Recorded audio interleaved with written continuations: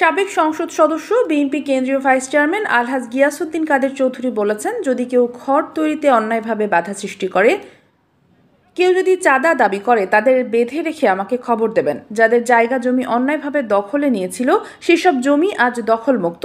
আপনারা আপনাদের জায়গায় যেটা খুশি সেটা করতে পারেন। গতকাল রবিবার বিকালে রাউজান জলিল নগরে রাউজানের সার্বিক পরিস্থিতি নিয়ে সর্বস্তরের জনসাধারণের উদ্যোগে আয়োজিত পথসভায় প্রধান অতিথির বক্তব্যে তিনি এসব কথা বলেন। হাজার হাজার মানুষের উপস্থিতি বক্তব্য রাখেন সাবেক সংসদ সদস্য গিয়াসউদ্দিন কাদের চৌধুরী।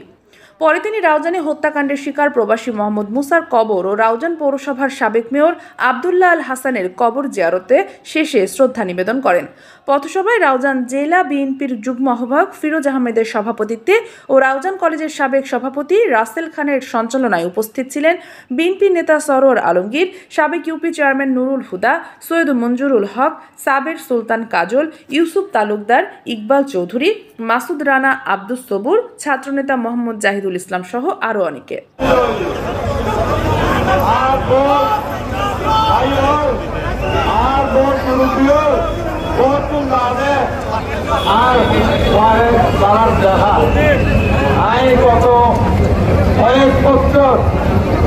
আল্লাহর কাছে আত্মীয়ার একটা জিনিস চাই, আইনজীবীর অবস্থা দেন, আইন অবস্থা দেখতে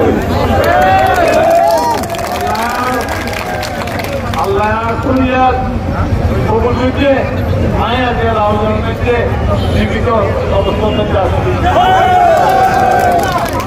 আইন